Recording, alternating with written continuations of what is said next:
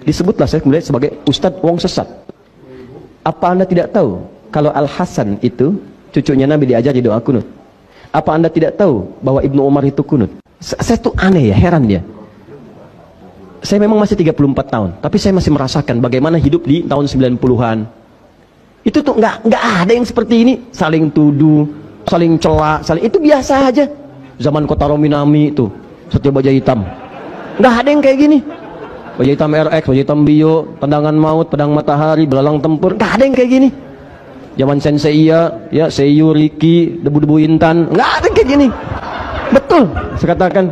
Zaman Sailor Moon, Doraemon, Pokemon kekinian lah, gitu ya. Itu nggak ada yang kayak gini. Apalagi Dragon Ball, Son Goku, Son Gohan, penulisnya Yusuke Watanabe. Saya paham deh. Anda aja belum tentu tahu. Saya hampir nggak pernah nonton begituan ya. Tapi saya baca tuh tahu. Ya. Nggak pernah. Zaman Del Piero, majalah Bobo disebutkan di situ 1 kali napas 2.000 rupiah. Nggak ada yang kayak gini. Demi Allah saya katakan nggak ada. Nggak ada orang ribut-ribut begini, celah ini, celah itu. Demi Allah, tenang itu kehidupan. Makanya saya suka bingung, ini tiba-tiba 2000-an ke sini, kenapa pada ramai begini, asalnya dari mana gitu? Dari mana gitu? Siapa yang mengajarkan? Apa keinginannya? Nah, tapi tetap kita pun tidak boleh berprasangka buruk. Kalau kita sama-sama berprasangka buruk, apa bedanya? Makanya saya katakan, sudah, kalau ada yang demikian, jangan disoal. Maafkan dan doakan. Tugas kita bukan paksa orang. Kalau dicela nggak apa-apa. Terima celaan itu, kalau baik evaluasi, kalau benar itu evaluasi diri. Tapi kalau salah itu kemudian tidak harus merespon dengan yang buruk. Maafkan, dan itu resiko masing-masing. Dan itulah dakwah.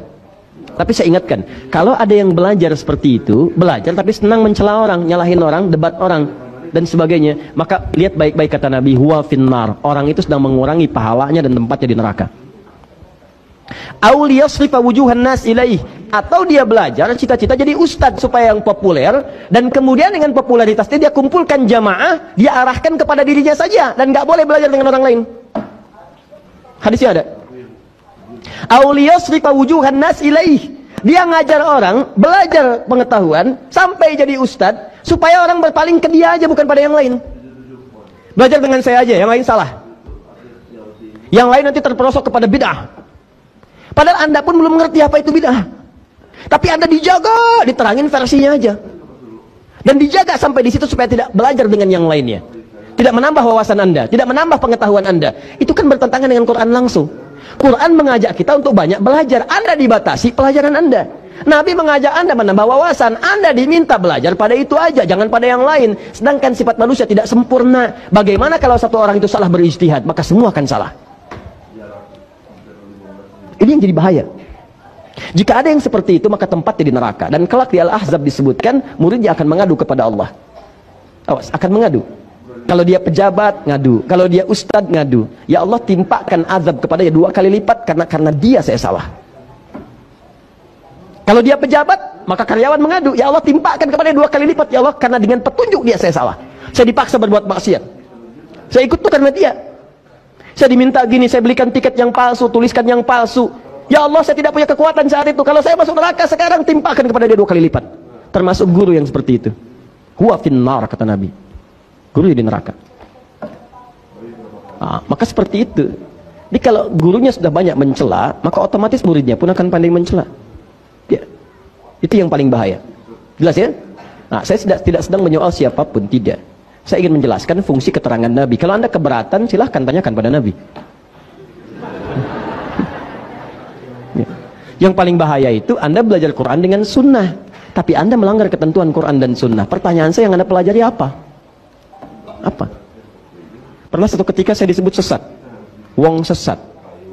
Apa di antara kesesatannya? Ini ustadz yang membenarkan kunut. Innalillahi wa inna ilaihi raji'un. Saya cuma menyampaikan secara objektif karena kita diamanahi pengetahuan. Saya ini subuh saya tidak kunut, saya kunut nazilah.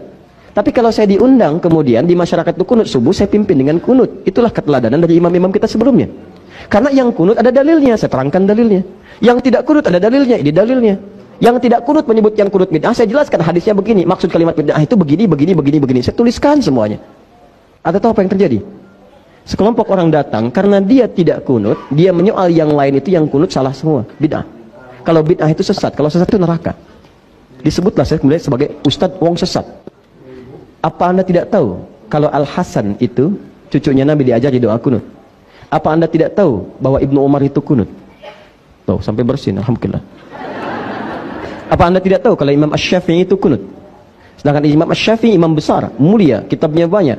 Gurunya Imam Ahmad bin Hanbal. Imam Ahmad bin Hanbal itu muridnya Imam Asy-Syafi'i. Mazhab Imam Ahmad bin Hanbal menyebar sampai punya murid. Kemudian ada Ibnu Taimiyah, Ibnu Qayyim Al-Jauziyah. Kekinian kemudian Syekh Nasruddin Al-Albani. Muhammad Nasruddin Al-Albani itu mazhab baik, di antaranya Hambali. Diambil oleh beliau banyak. Imam Ahmad bin Hanbal itu muridnya Imam Asy-Syafi'i, menyanjung Imam Asy-Syafi'i.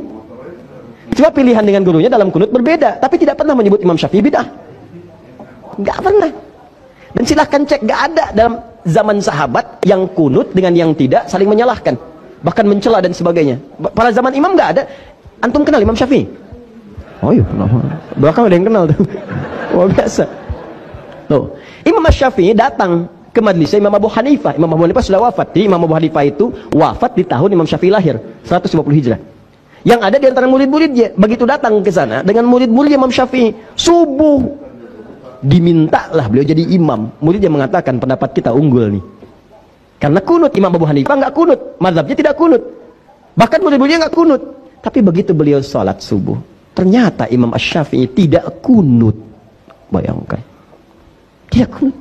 Begitu selesai salam dan seterusnya, muridnya tanya, guru kenapa Anda tidak kunut? Mazhab kita kan kunut. Apa kata Imam Syafi'i? Saya menghormati pendapat Al-Imam Abu Hanifah rahimahullah yang berlaku di sini. Imam Asy-Syafi'i kunut. Datang kemudian dengan Imam Ahmad bin Hanbal. Begitu sholat di tempatnya Imam Ahmad bin Hanbal, muridnya mempersilahkan, guru silahkan, untuk memuliakan gurunya. Kata Imam Asy-Syafi'i, tempat di sini lebih tahu dengan suaramu. Maksudnya kebiasaan sholatnya ngikuti kebiasaan kamu, jangan saya yang jadi imam. Itu fikihnya. Jadi kalau Anda datang ke tempat mazhab yang lain, Anda belajar fikih mazhab itu, bukan orang itu disuruh ngikuti mazhab Anda. Salah. Saya di Indonesia nggak ada mazhab di sini. Maksudnya banyak nih, ada yang Syafi'i, ada yang Hambali, ada yang macam-macam. Kita pelajari. Saya diundang ke Malaysia, di sana mazhab Syafi'i. Maka saya belajar mazhab Syafi'i, bukan orang Malaysia saya suruh belajar mazhab saya. Bukan seperti itu caranya. Maka kata Imam Asy-Syafi'i, Anda yang imam. Begitu beliau imam, beliau nggak kunut. Dan Imam Syafi'i pun tidak kunut. Makmum di belakang muridnya tidak kunut. Dan yang paling hebat, setelah Imam Ahmad salam, Imam Syafi'i tidak sujud sahwi. Tuh. Jadi nggak pernah. Jadi Anda pun yang biasa kunut, biasa aja kalau Anda jadi ada makmum, imamnya nggak kunut, Anda nggak usah marah. Ini tiba-tiba imamnya selesai, sujud sahwi. Ada lagi yang aneh juga, sama juga begitu. Nggak jauh beda kelakuannya. Imamnya kunut, makmumnya kan harusnya ngikutin. Ya, kan kata Nabi, "Innama ju'ilal imamu liyutamma bihi." Imam dijadikan untuk diikuti. Awas, jadi kalau imamnya sujud, Anda jangan ruku. Imam sujud, Anda sujud. Imam kunut, Anda kunut. Jadi ketika imam mengatakan Allahumma hdina fiman hadait, imma Anda ikuti atau Anda aminkan. Ya, ini kan aneh.